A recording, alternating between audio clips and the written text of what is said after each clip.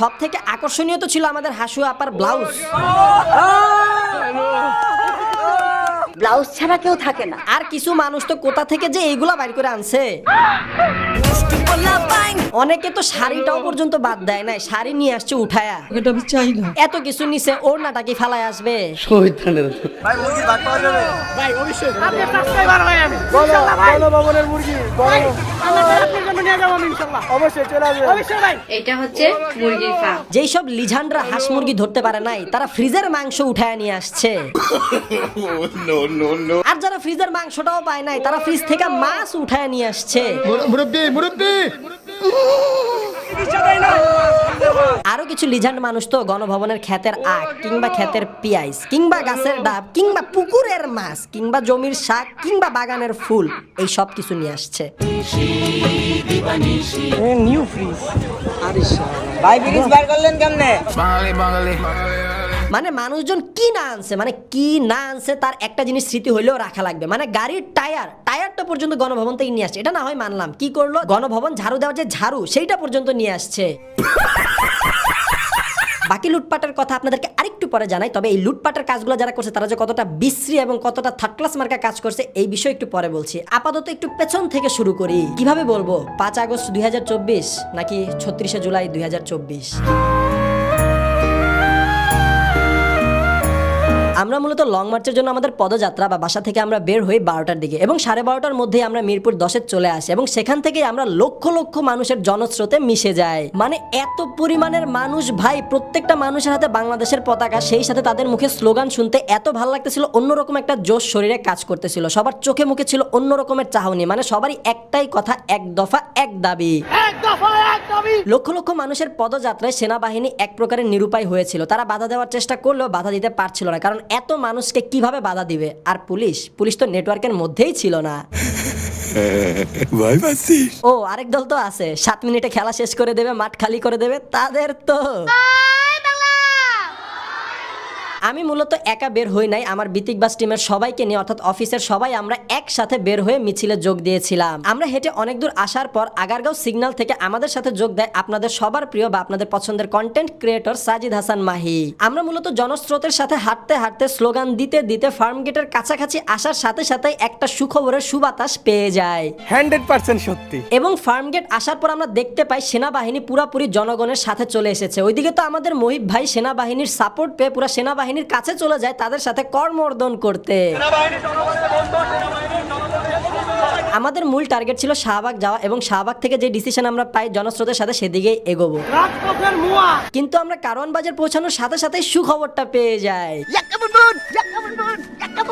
আর সুখবর আসার সাথে সাথেই দেখি কিছু মানুষ রাস্তায় বিজয়ের সালাত আদায় করা শুরু করে দিয়েছে।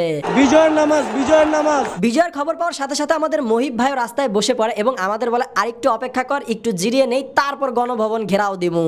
আমি খালি সকলের সহযোগিতা চাই। কারণ বাজার থেকে আমরা পিছের দিকে আবার ঘুরে যাই, গণভবনের দিকে হাঁটা দেই। আর আমরা হাঁটা দেওয়ার সময় খেয়াল করি লক্ষ লক্ষ মানুষ গণভবনের দিকে অগ্রসর হচ্ছে।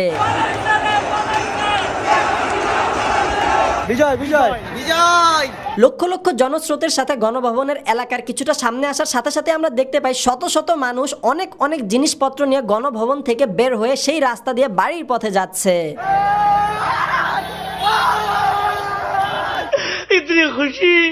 অনেক মানুষ তো আবার অত্যাধিক লিজান্ড, তারা বাসা থেকে লাগেজ নিয়ে আসছে যে লাগেজ ভরা মাল সামাল গণভবন থেকে লুট করে নিয়ে যাবে। আবার অনেক মানুষ তো অলরেডি গণভবনের লাগেজে গণভবনের জিনিসপত্র ভইরা লুট করে নিয়ে গেছে। আর যারা লাগেজ পায়নি তারা তো ব্যাগ ভরে লুটের জিনিসপত্র সব নিয়ে গেছে।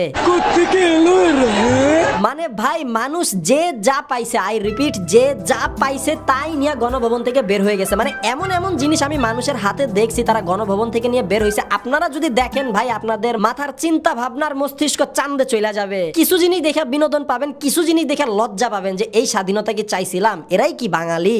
দেখো প্রথমেই দেখি মানুষের চেয়ার কেলেঙ্কারি। হাজার হাজার মানুষ হাজার হাজার চেয়ার নিয়ে যাচ্ছে, কেউ একটা, কেউ দুইটা, কেউ 5-10টা। আর চেয়ার, কাঠের চেয়ার, ফোমের চেয়ার, স্টিলের চেয়ার, কোনো চেয়ার বাদ নাই। যে যেই চেয়ার পাইছে, যতগুলা করে চেয়ার পাইছে কেউ বাদ দেয় নাই। যে যেই চেয়ার পাইছে, যতগুলা করে চেয়ার পাইছে বা যেই ডিজাইনই বলেন না কেন, হরেক রকমের হরেক পদের বাহারি ডিজাইনের চেয়ার কেউ কোনোটা বাদ দেয় নাই। অ্যানালগ চেয়ার থেকে শুরু করে ডিজিটাল চেয়ার, নতুন চেয়ার থেকে শুরু শুরু করে পুরান চেয়ার, কোনো চেয়ার কেউ বাদ দেয় না, কেউ ঠেইলা কেউ মাথায় কইরা, মানে চেয়ার নিতেই হবে। কিছু মানুষ তো গণভবন থেকে টুল উঠায় আনছে, আরে ভাই টুল তো নরমাল, কিছু মানুষ তো সোফায় উঠায় আনছে, single sofa, double sofa, triple sofa, মানে সোফার শেষ নাই। আমাদের মহিব ভাই গণভবনের চেয়ারে বসার জন্য অনেকক্ষণ ওয়েট করতেছিল এবং ফাইনালি বসতেও পারছে, আর চমলক্ষ একটা ছবিও তুলতে পারছে এবং হিট হবে। তারপর আসে হাজার হাজার মানুষের হাজার হাজার মুরগি চুরি করার কাহিনী। মানে ভাই মুরগি, গণভবনে হাজার হাজার মুরগি ছিল, কেউ বাদ দেয় না, কেউ একটা, কেউ দুইটা, কেউ পাঁচটা, যে যতগুলো ধরতে পারছে সব মুরগি নিয়ে গেছে।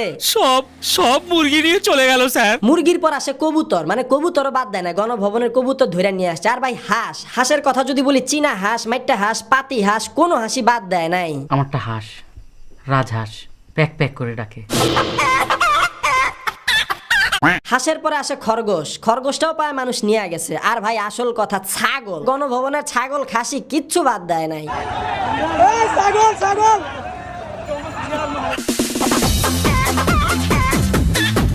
মানে রান্নাঘরের জিনিসপত্র, রান্নাঘরের হান্ডি পাতিল এগুলো উঠায় নিয়ে আসছে, সেই সাথে আবার রান্না করার জিনিসপত্র, মশলা, সয়া সস, ভিনেগার এগুলোও সাথে করে নিয়ে আসছে। আরে ভাই এর তো পুরো লটারি লেগে গেছে, এক বগল একটা আস্ত খাসি, আরেক বগল একটা 20 ইঞ্চি টিভি, মানে কি লাগে এর। আর এর তো মনে হয় ডাবল লটারি, সেই লেভেলের একটা ট্রলির মতো চেয়ার পাইছে, আর তার উপর একটা 50 ইঞ্চি টিভি। গণভবনের সোফার ম্যাট্রেক্স কিংবা বিছানার তোষক কিছুই বাদ দেয় নাই কেউ। অনেকে তো আবার গণভবনের ম্যাট্রেক্স মাটিতে ফালাইয়া সেইটার উপর বানজি জাম্প দিয়া মনের ক্ষোভ মিটাইছে। যারা হাত দিয়ে পারছে হাত দিয়া জিনিস হাইটা নিয়ে গেছে, যারা হাত দিয়ে পারে নাই বড় বড় জিনিস রিক্সাই করে নিয়ে গেছে। আমরা খালি দেখতেছিলাম রিক্সার পর রিক্সা, মানুষজন যা পাইছে, এসি, এয়ার কুলার, ফ্যান। গণভবনের ভিতর যতগুলা টিউবলাইট ছিল, যারা খুলতে পারে নাই তারা ইনটেক টিউবলাইট গুলা নিয়ে গেছে। ফ্যানের মধ্যে আবার ভ্যারিয়েশন আছে, টেবিল ফ্যান, চার্জার ফ্যান কিংবা পাকিস্তানি ফ্যান, কোনো ফ্যানই বাদ দেয় নাই। আর ফ্যান যদি ভালো না হয়, নষ্ট ফ্যান, সেই নষ্ট ফ্যানটা পর্যন্ত নিয়ে আসছে। ভাই 16তম champions league real Madrid. TV তো মনে হয় শত শত খুইলা নিয়ে আসছে, 20 ইঞ্চি থেকে শুরু করে 50 ইঞ্চি, কোনো টিভি বাদ দেয় নাই। আমার কথা হইছে স্ক্রু ড্রাইভার দিয়ে এত কঠিন ভাবে আটকানো টিভি এরা খুললো কিভাবে? কিছু সিলি জিনিস দেখেন, মানে মানুষ কি না আনছে, ঘড়ি, স্প্রে, মানে এয়ার ফ্রেশনার, গণভবন থেকে এয়ার ফ্রেশনার নিয়ে আসছে। তারপর সাদা টাওয়েল, ফিল্টার, জায়নামাজ, গণভবনের ল্যাম্প, বিছানার চাদর, জায়নামাজ এগুলা তো আছেই, বিছানার বালিশটা পর্যন্ত নিয়ে আসছে। এরে একবার দেখেন, টিস্যুর বক্স আনছে, ভিতরে টিস্যু নাই, তাও খালি টিস্যুর বক্সটা নিয়ে আসছে। শাবাশ বেটা। বক্স উঠায় নিয়ে আসছে জামা কাপড় সহ। এক বান্দা তো আবার ঐতিহ্যবাহী নৌকাটাই নিয়ে আসছে বাইর কইরা।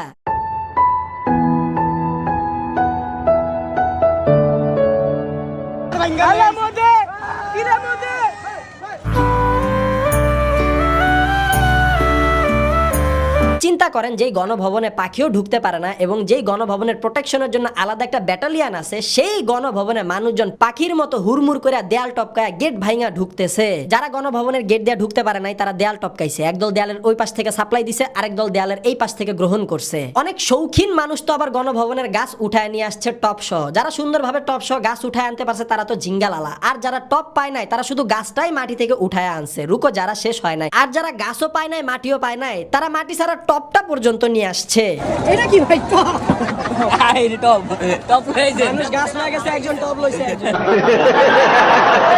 যাই হোক, আপনারা তো দেখলেন জনগণের হরিলুট। এখন আমার কথা হইছে ভাই, এই হরিলুটের কোনো দরকারই ছিল না। মানে এই জিনিসটা বহির্বিশ্বে বাংলাদেশকে কিভাবে রিপ্রেজেন্ট করবে আপনারাই চিন্তা করেন। আপনারা যে জিনিসগুলো নিয়ে আসলেন এগুলো তো একটাও আমাদের সরকারের টাকা দিয়ে কেনা না, এগুলো আমার আপনার টাকা দিয়ে কেনা জিনিসপত্র, এগুলো আপনারা উঠায় নিয়ে আসছেন। আরো কিছু ছাত্র ভাই ব্রাদারদের দেখতেছিলাম, তারা হরিলুট করা জিনিসপত্র যারা নিয়ে যাচ্ছিল তাদেরকে ধরে ধরে জিনিসগুলো রেখে জমাচ্ছিল এবং পরবর্তীতে আবার গণভবনে ফেরত দিয়ে আসে। এখন কথা হচ্ছে, আমরা যদি এইরকম কাজকর্ম করি, এই স্বাধীনতাকে আমরা চাইছিলাম আন্দোলনের মাধ্যমে না। সবাইকে জানাই স্বাধীনতার শুভেচ্ছা। আমরা মিছিল থেকে বাসায় ফিরি 5টার দিকে এবং 5টার দিকে এলাকার কাছাকাছি এসে আমরা দুপুরের খাবারটা খাই। সব মিলিয়ে বলবো অনুভূতি এবং দিন দুইটাই খুব ভালো ছিল। বাংলাদেশের সামনের ভবিষ্যতের জন্য অনেক অনেক শুভকামনা জানাই। বাংলাদেশ যেন সুন্দরভাবে, সুন্দর পথে, সুন্দর মানুষ দ্বারা পরিচালিত হয়। এয়ারসেল খাইছি, রাবার বুলেট খাইছি, সার্থক। সামনের নতুন দিগন্তের শুভকামনা রেখে ভিডিওটা এখানে শেষ করছি। আপনারা সবাই ভালো থাকবেন, সুস্থ থাকবেন। দেখা হবে আপনাদের সাথে পরবর্তী ভিডিওতে খুব জলদি।